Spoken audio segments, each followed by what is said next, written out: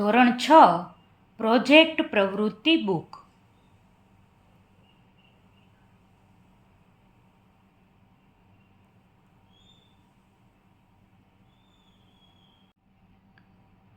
Project પ્રવૃત્તિ 2 my action verbs. તમે રોજિંદા જીવનમાં રોજે રોજ વિવિધ ક્રિયાઓ કરતા હશો.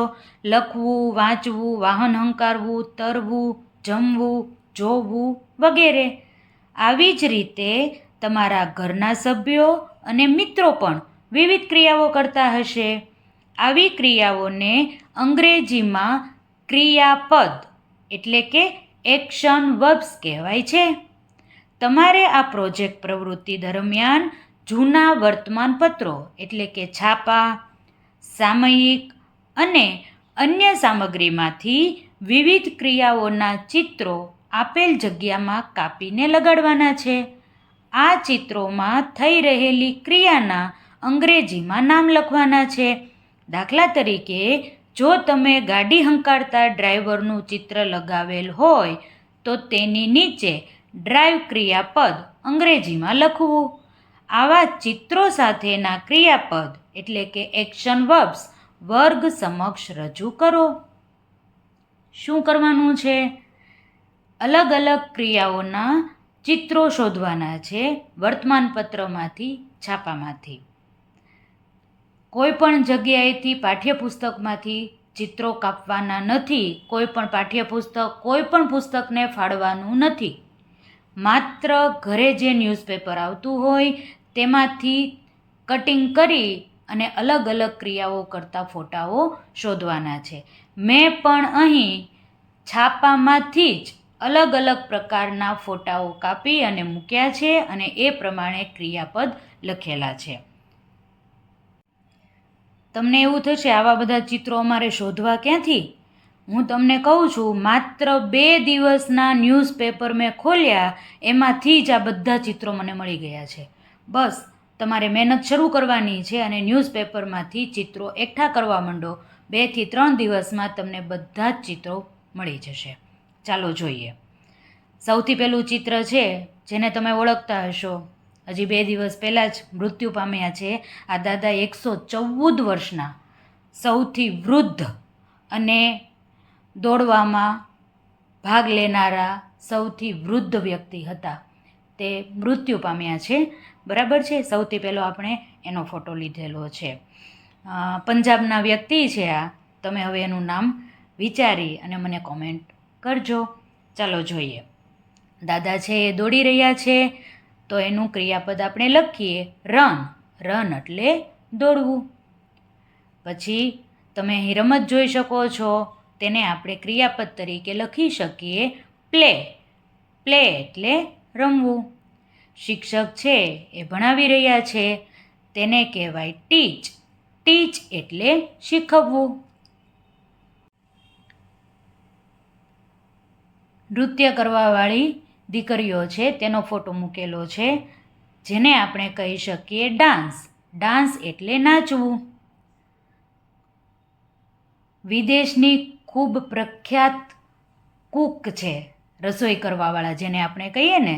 આનું નામ જો તમે જાણતા હો તો આનું પણ તમે નામ લખી અને મને કોમેન્ટમાં મોકલજો. રાંધવું. રાંધવું એટલે કૂક. પક્ષીઓ છે એ ઉડી રહ્યા છે. આપણા બોર તળાવનો જ ફોટો છે. પક્ષીઓ છે એ ઉડી રહ્યા છે. ઉડવું એટલે ફ્લાય.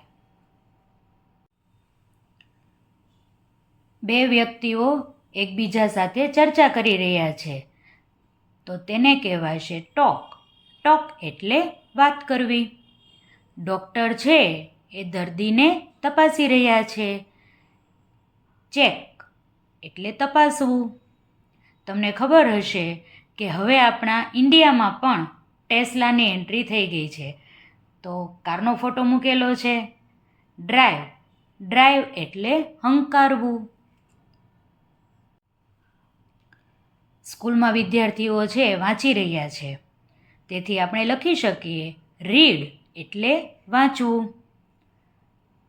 આ ફોટોમાં તમે જોઈ શકો છો પ્રખ્યાત વ્યક્તિને એવોર્ડ મળી રહ્યો છે એટલે કે એવોર્ડ આપી રહ્યા છે. તો ગીવ એટલે આપવું.